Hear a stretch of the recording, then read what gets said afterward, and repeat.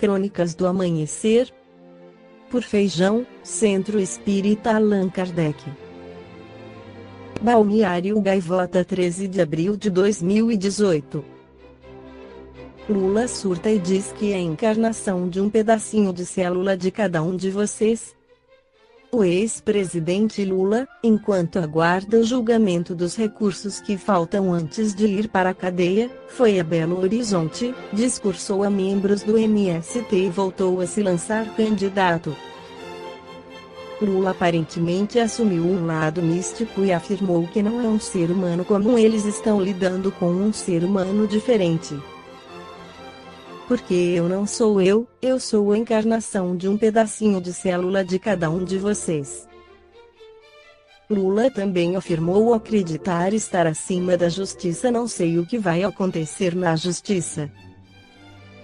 O que sei é que não respeito essa decisão. O Evangelho segundo o Espiritismo de Allan Kardec esclarece a impossibilidade de ser verdade o que falou o ex-presidente Lula. No capítulo 4, a reencarnação fazia parte dos dogmas judeus, sob o nome de ressurreição. Somente os saduceus, que pensavam que tudo acabava com a morte, não acreditavam nela. As ideias dos judeus sobre essa questão, como sobre muitas outras, não estavam claramente definidas. Porque só tinham noções vagas e incompletas sobre a alma e sua ligação com o corpo. Eles acreditavam que um homem podia reviver, sem terem uma ideia precisa da maneira por que isso se daria, e designavam pela palavra ressurreição o que o Espiritismo chama, mais justamente, de reencarnação. Com efeito, a ressurreição supõe o retorno à vida do próprio cadáver, o que a ciência demonstra ser materialmente impossível, sobretudo, quando os elementos desse corpo já estão há muito dispersos e consumidos. A reencarnação é a volta da alma ou espírito à vida corpórea, mas num outro corpo, novamente constituído, e que nada tem a ver com o antigo.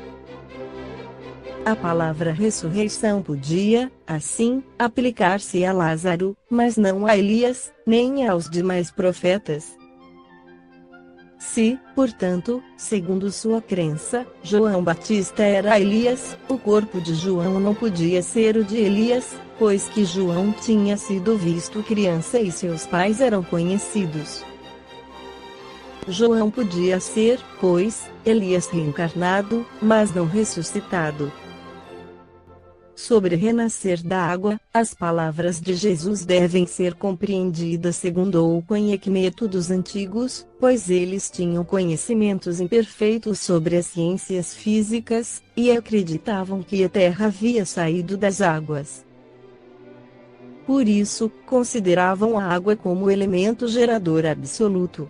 É assim que encontramos no Gênesis: o Espírito de Deus era levado sobre as águas, flutuava sobre as águas, que o firmamento seja no meio das águas, que as águas que estão sob o céu se reúnam num só lugar, e que o elemento árido apareça, que as águas produzam animais viventes, que nadem na água, e pássaros que voem sobre a terra e debaixo do firmamento. Conforme essa crença, a água se transformara no símbolo da natureza material, como o espírito era da natureza inteligente. Estas palavras, se o homem renascer da água e do espírito, ou na água e no espírito, significam pois se o homem não renascer com o corpo e a alma. Neste sentido é que foram compreendidas no princípio. Encerra Allan Kardec, não é, pois, duvidoso, que sob o nome de ressurreição, o princípio da reencarnação fosse uma das crenças fundamentais dos judeus, e que ela foi confirmada por Jesus e pelos profetas, de maneira formal. Donde se segue que negar a reencarnação é renegar as palavras do Cristo. Suas palavras, um dia, constituirão autoridade sobre este ponto, como sobre muitos outros, quando forem meditadas sem partidarismo. a essa autoridade, de natureza religiosa, virá juntar-se no plano filosófico, a das provas que resultam da observação dos fatos. Quando dos efeitos se quer remontar às causas, a reencarnação aparece como uma necessidade absoluta, uma condição inerente à humanidade, em uma palavra, como uma lei da natureza. Ela se revela, pelos seus resultados, de maneira por assim dizer material, como o motor oculto se revela pelo movimento que produz. Somente ela pode dizer ao homem de onde ele vem, para onde vai, porque se encontra na Terra, e justificar todas as anomalias e todas as injustiças aparentes da vida. Sem o princípio da preexistência da alma e da pluralidade das existências, a maior parte das máximas do Evangelho são ininteligíveis, e por isso tem dado motivo a interpretações tão contraditórias. Esse princípio é a chave que deve restituir-lhes o verdadeiro sentido. A respeito da reencarnação, a doutrina espírita esclarece que é um dos pontos básicos, como a existência de Deus, a imortalidade da alma, a pluralidade dos mundos habitados e a comunicabilidade dos espíritos. Criado simples e ignorante, o espírito é quem decide e cria o seu próprio destino. Para isso, ele é dotado de livre-arbítrio, ou seja, capacidade de escolher entre o bem e o mal. Desse modo, ele tem possibilidade de se desenvolver, evolucionar, aperfeiçoar-se, de tornar-se cada vez melhor, mais perfeito, como um aluno na escola, passando de uma série para outra, através dos diversos cursos. Essa evolução requer aprendizado, e o espírito só pode alcançá-la encarnando no mundo e desencarnando, quantas vezes necessárias, para adquirir mais conhecimentos, através das múltiplas experiências de vida. A reencarnação, portanto, permite ao espírito viver inúmeras existências no mundo, adquirindo novas experiências, para se tornar melhor, não só intelectualmente, mas, sobretudo, moralmente, aproximando-se cada vez mais do que estabelecem as leis de Deus. Mas, assim como o aluno pode repetir o ano escolar uma, duas ou mais vezes, o espírito que não aproveita bem sua existência na Terra, pode permanecer estacionário pelo tempo necessário, conhecendo maiores sofrimentos, e atrasando, assim, sua evolução, até que desperte para a necessidade de caminhar em direção ao progresso. Não podemos precisar quantas encarnações já tivemos e quantas teremos pela frente. Sabemos, no entanto, que, como espíritos em evolução constante, reencarnaremos quantas vezes sejam necessárias, até alcançarmos o desenvolvimento moral exigido para nos tornarmos espíritos puros.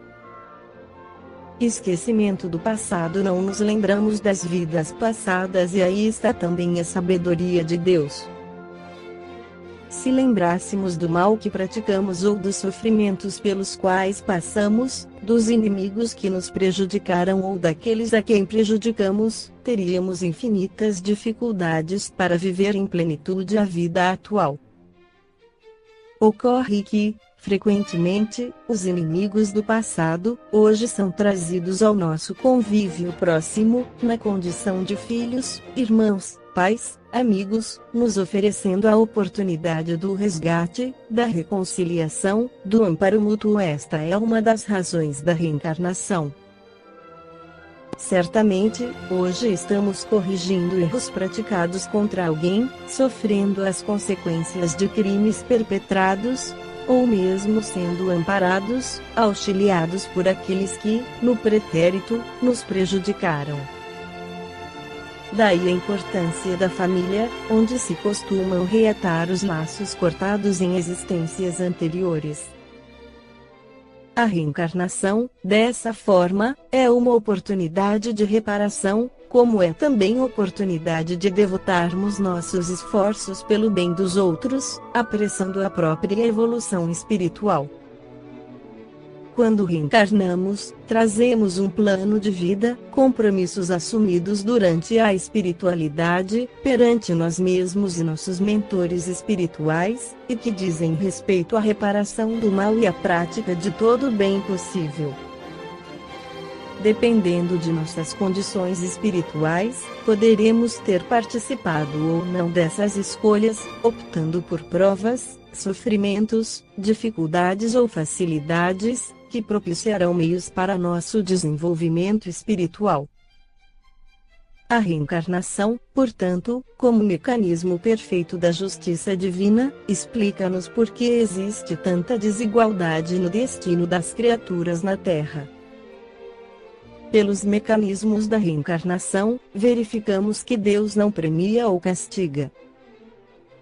Pela misericórdia divina, somos nós os articuladores do próprio destino, por vezes necessitando de sofrimentos que nos instigam a melhora e crescimento, pela lei da ação e reação. Esta foi a crônica do amanhecer de 13 de abril, por Feijão.